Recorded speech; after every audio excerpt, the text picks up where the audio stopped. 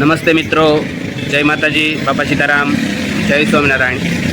આજે અમે નવા પ્લેસની જ મુલાકાત લેવાના છીએ. હવે કયું પ્લેસ છે એ તમને ત્યાં જઈને જ બતાવશું. તો આપણે જઈએ નવા પ્લેસની અંદર.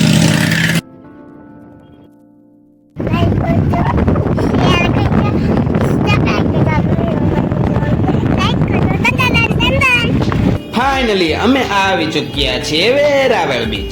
આ બીચ સોમનાથથી માત્ર 7 કિમી દૂર છે. જ્યારે પણ તમે સોમનાથ કે વેરાવળ આવો ત્યારે આ સુંદર જગ્યાની મુલાકાત લેવાની ચૂકશો નહીં. તો આવો હું તમને આ બીચનો વિડીયો બતાવું. તંજભાઈ તો ભૂંગળા પાડીને ખેલા થઈ ગયા છે. અમે ભૂંગળા લીધા, ભૂંગળા લઈને અમે આગળ વધ્યા. હાલો ભૂંગળા લઈને ખેલ શરૂ થઈ ગયા હતા. પકડવાનું તો નામ જ નહોતો લેતો. હાલો એ પકડાય કે ન પકડાય હું તમને આની માહિતી આપી દઉં. જમણી બાજુએ બાળકોને રમવા માટેનું પ્લેગ્રાઉન્ડ આવેલું છે અને ડાબી બાજુ સરસ મજાનું દોડવા, ચાલવા કે ખંભાની જેમ ઊભા રહેવા માટે ટ્રેક આવેલા છે. આગળ જઈએ, દાદરાનું ધ્યાન રાખજો, પડી ન જતા. અમે ડગલે ને પગલે ધીમે ધીમે કાચબાની ચાલે આગળ વધી રહ્યા હતા. આવડા મોટા દરિયાને જોઈને મારા મનમાં ગીત વાગવા મળ્યું. સમુંદર મેં કિનારા હો. અમે આવી ચૂક્યા છીએ વેરાવળ ચોપાટી, કે જ્યાં ખૂબ ફરવાલાયક સ્થળ છે અને મજા આવે છે. મિત્રો, આ દરિયાની લીલ છે, એના ઉપર પગ મૂકતા લપસણું ન થઈ જાય એનું ખાસ ધ્યાન રાખવાનું છે. આ નાનકડા એવો કુંડ છે, વળી આ નાનકડું એવું શું છે? હવે અમારી ભાષામાં આને ઘૂઘો કહે છે, વેરાવળમાં અહીંના લોકો દીવાનું કહે છે. તમે આને શું કહો છો કોમેન્ટમાં જરૂરથી લખજો. તંજભાઈ આને કેવી રીતે કહે છે સાંભળી લ્યો. તંજ, આ શું છે? શું કહેવાને? કૂકો કહેવાય. જ્યાં જોવો ના કેકડા, ને કેકડા મારે ઠેકડા. સામે દેખાય છે દીવા દાંડી છે, અને દીવા દાંડી અમે લાઇટ હાઉસ પણ કહીએ છીએ. ચાલો હવે થોડુંક મ્યુઝિક સાંભળીએ.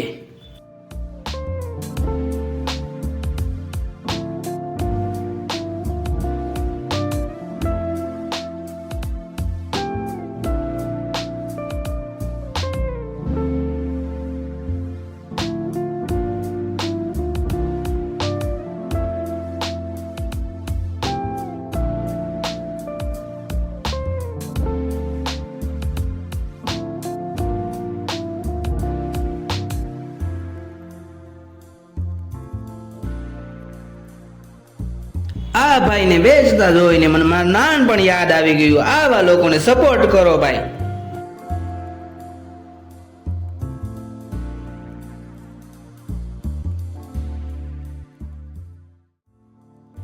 અમે બીચ ઉપર ચાલતા હતા, ત્યાં કૂતરા પાડીને નવાઈ પમાડે તેમ જોવા લાગ્યા.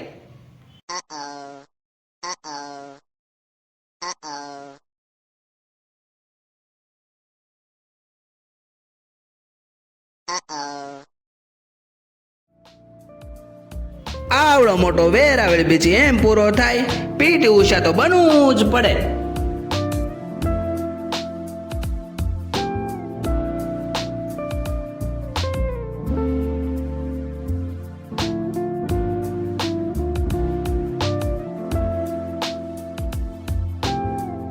હવે તમને બતાવી દઉં સનસેટ પોઈન્ટ, જ્યાં સૂરજ દાદા આથમતા હોય એવો નજારો. મિત્રો, અહીં થોડાક માછીમારો છે, એ ફિશ પકડી રહ્યા છે. તમે જોઈ રહ્યા છો, જો આ ફિશ પકડી રહ્યા છે. આખો વેરાવળનો બીચ જ છે જે ફરવાલાયક છે. રવિવારે બધા માણસો અહીં પોતાના પરિવાર સાથે ફરવા આવે છે. નવા વિડીયો જોવા માટે અમારી ચેનલને સબસ્ક્રાઇબ કરજો, શેર કરવાનું ભૂલશો નહીં અને લાઈક કરજો.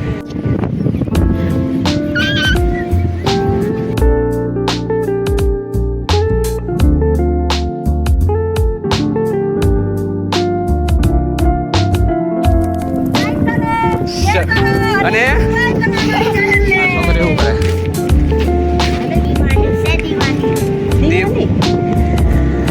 આનું શું કરવાનું?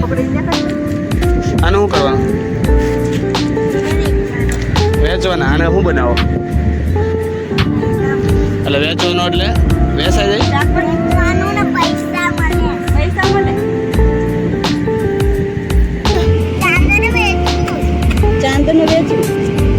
એટલે આનું કઈ બનાવે કે તોરણ ને એવું બનાવે કઈ એવું બને તો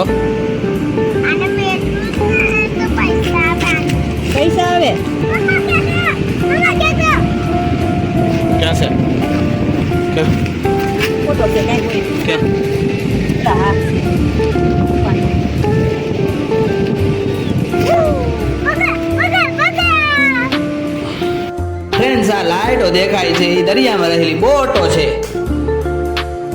અમે આટા મારે થાકી ગયા એટલે ભૂખ્યા થયા.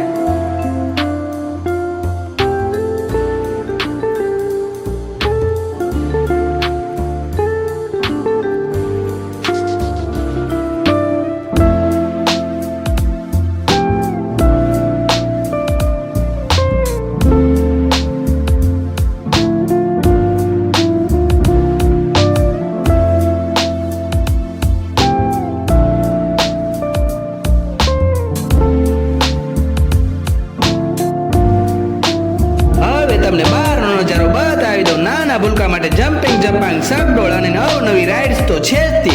તો આવો બીચ વધુમાં વધુ શેર કરો, લાઈક કરો અને સબસ્ક્રાઇબ કરો. આવજો મિત્રો.